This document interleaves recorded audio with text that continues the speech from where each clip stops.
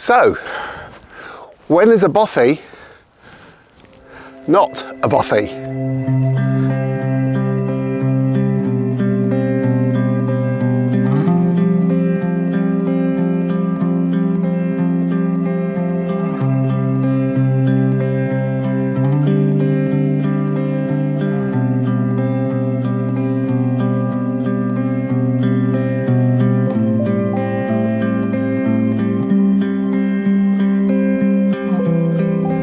It's simple. When it's a dog kennel. This property is commonly known as Elfin Bothy. It's a property perched on a small hill in the beautiful village of Elfin in Assynt. In the distance here we've got the peak of Colmore, and then on the right there you can just make out the distant peak of Sullivan.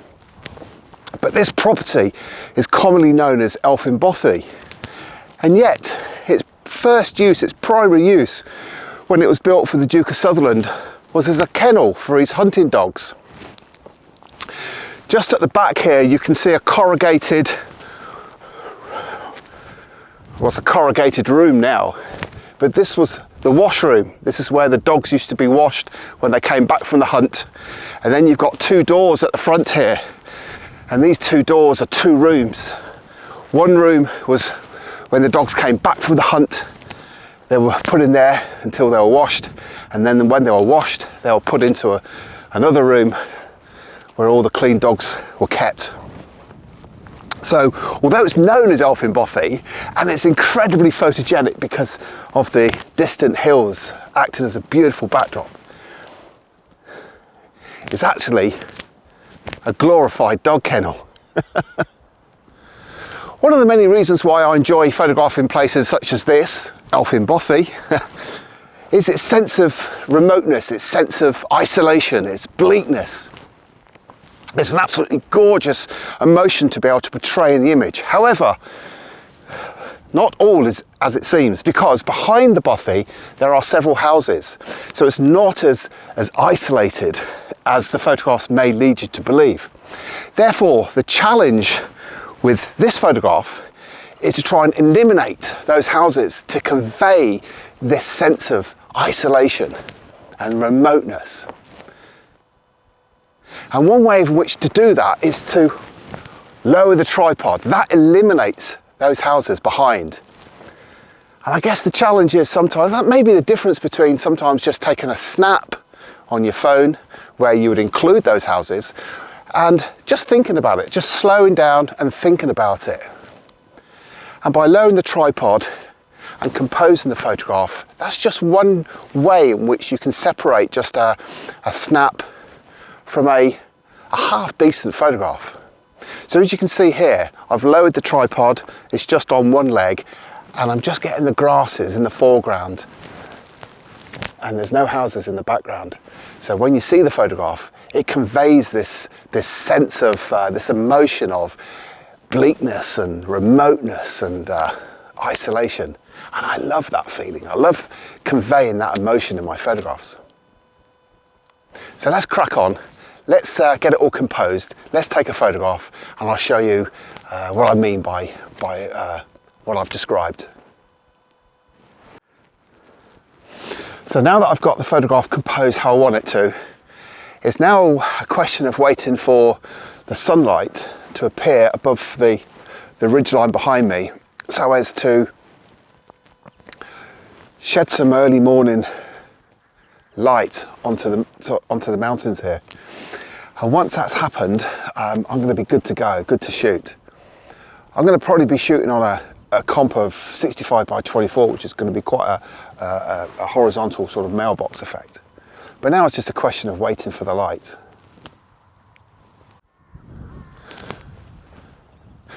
I think whilst we're waiting for the light to develop, if it develops, and I've got my doubts looking at the sky behind you, I've decided I find it quite beneficial just to walk around a composition, just to see what other photographs develop. Especially when you don't get the opportunity to come back to a location very often, or if at all. It's always good to have options, give yourself choices, give yourself different compositions, walk around the scene and then just see what develops in front of you. You know, lower your tripod and just change compositions. Now this composition where you are now is all about the two main subjects of the bothy and the peaks of Sullivan in the distance. By doing so, we've eliminated the houses over to the left of the image to create this sense of bleakness and remoteness, even though there's cars coming by. We still want to create this sense of isolation. But it'd be great if the sun did come out or something developed in the sky, but I'm not too optimistic. But nevertheless, I'm going to take the shot where you are, and I'm also going to take the shot from earlier on. But I'm going to keep on walking around just to see if there's anything else which presents itself to me. So let's see what happens. I've got lucky. My patience has been rewarded. You can see now the sun has just risen above a small dink in the ridgeline behind you to light up the peaks of Sullivan in the background there. Now, although the bothy is not lit, you don't get everything in life, do you? You don't get everything you want in life. So I'm going to make do, for now, I'm going to make do with the sun being lit on the mountains in the distance. And I've got a lovely sky moving across as well. So I'm going to take a shot whilst I've got this opportunity. So I've got my Fuji GFX50 on the tripod. I've got it all composed. I'm going to do a 65 by 24mm crop, just so that I also get, there's some mountains on the far right of the image which are also lit. So I want to get that in the photograph as well, just to balance the composition out. But, and I'm going to put a 6-stop filter on there and get a 6-second exposure. So I'm going to crack on and get this shot whilst I've got the opportunity. Wow, this road is slippery. I'll come round this way. Let's get this shot. F16 at the base ISO of 100. And let's see how it turns out.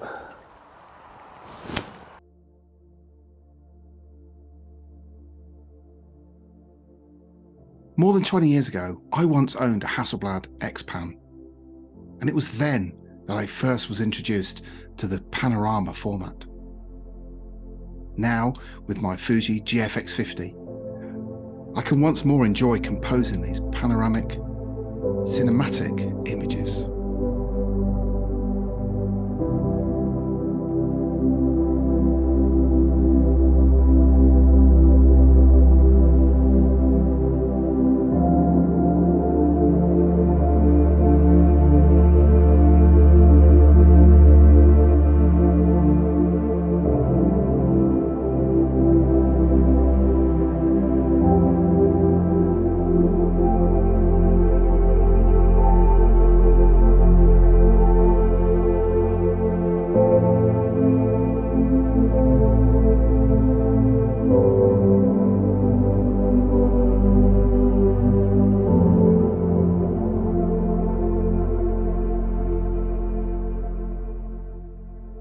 Do I still wish I had the Hasselblad X-Pan? You bet I do.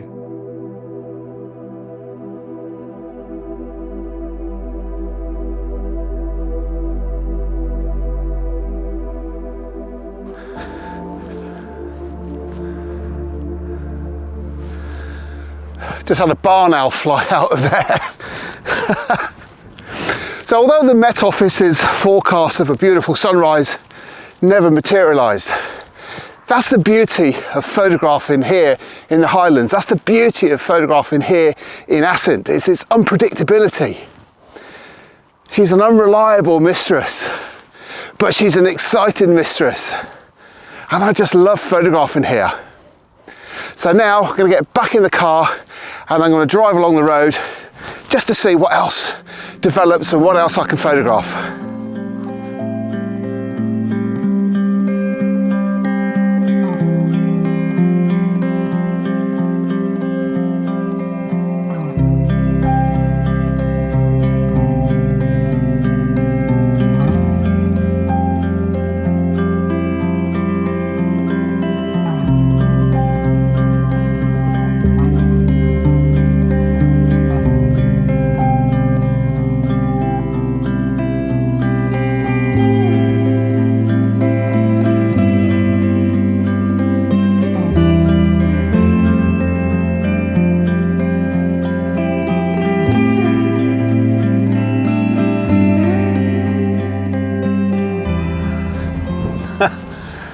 I wasn't going to stop here. I had no intention of floating the KASE bridge.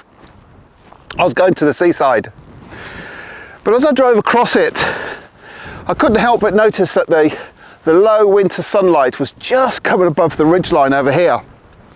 And it was casting some beautiful light on the hillside just to the left of the photograph. And also it was lighting this side of the bridge. And so I just had to stop. Now some would say that it's not a pure landscape photograph, and to a certain degree I would agree with that.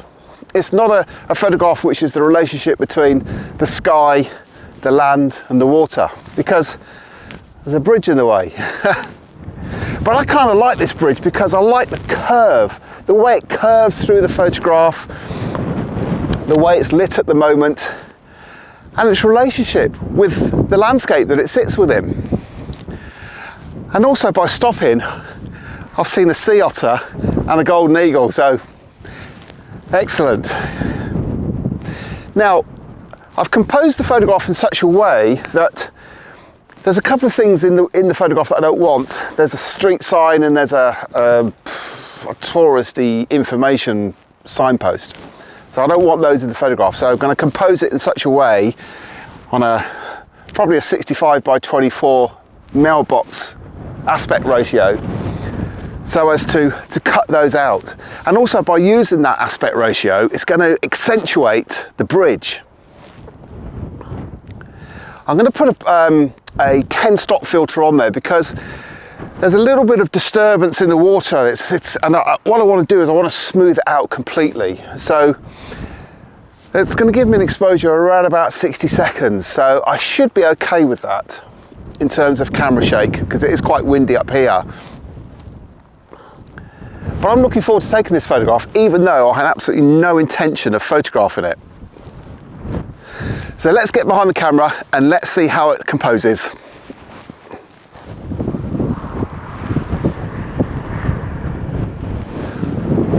It's getting colder. So I'm just waiting now for the sun just to get a little bit brighter and for the wind just to die down a little bit, because with a 60-second exposure I just want to eliminate any possibility of any camera shake. So I'm just waiting for those things to fall into place. But I seem to spend an awful lot of time just waiting for things to happen. But I don't mind, I really don't mind. It's so beautiful to be here. I've lost my cap a few times. I've already gone down there. I'm quite familiar with that part of the landscape.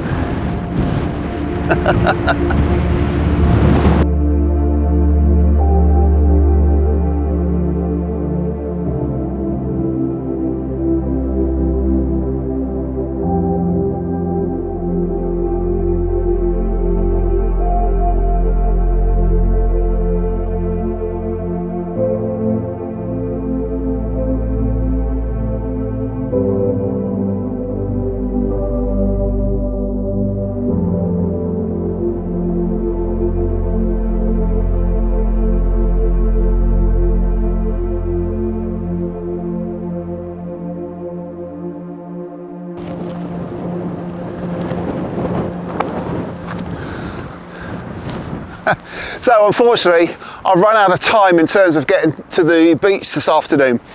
The short winter days, there's just too few hours in the day to get as much done as I'd like to. So on the way home, I've stopped off here at Lockstack.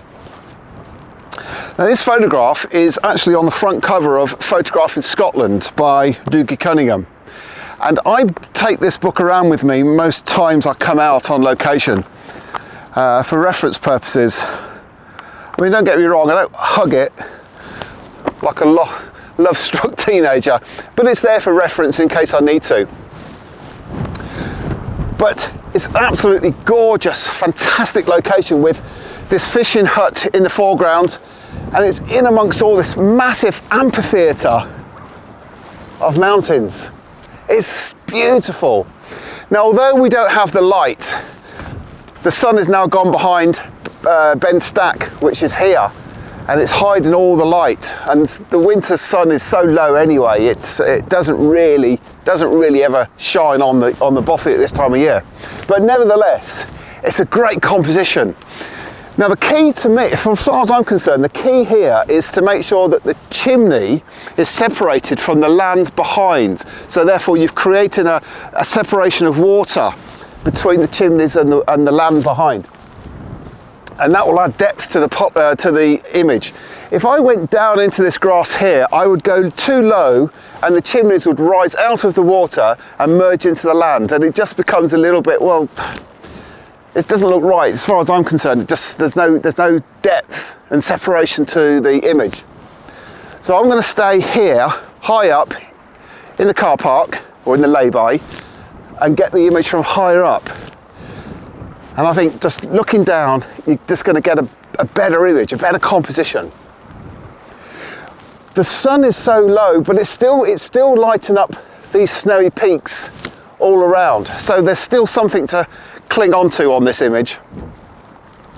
I've got my 32 to 64mm lens on, and I'm going to be shooting at the base ISO of 100 and f16. Now some people ask me why I always shoot at f16 on this particular camera. Well, with it being a medium format, the sensor dictates that it shallows the depth of field as compared to a DSLR. An f16 on here is pretty much equivalent to f11 on a DSLR. So that's why I shoot on f16. It's kind of the sweet spot for me. So I'm quite comfortable shooting at f16, and I've put a 6-stop neutral density filter on just to take the edge off the water, because you can see the wind is breaking the surface of the water, and for this particular photograph I want it to be quite smooth. So 6-stop filter, and I'm going to get an exposure. I mean, the lights, it's getting darker by the minute, but it's going to be around about 20 to 25 seconds. So, but I'll take you behind the camera and show you exactly what I've been describing and how it looks.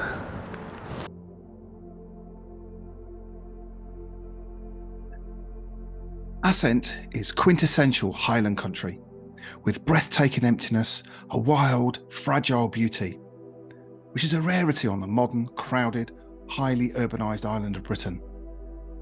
It is situated amongst some of the wildest, most remote scenery in the United Kingdom. It's a place I call home.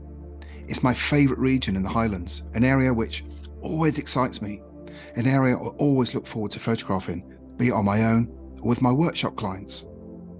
It's my favourite workshop of the year, and if you fancy the chance of capturing some of the most spectacular scenery in the British Isles, there's a link in the description below.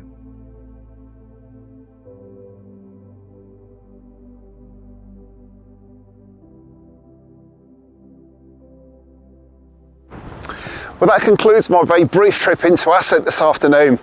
It's my home territory, and it's probably my favourite part of the Highlands. Absolutely adore it, and it's always a privilege and a joy to be able to drive past this fishing hut and drive through and past Lockstack. Beautiful.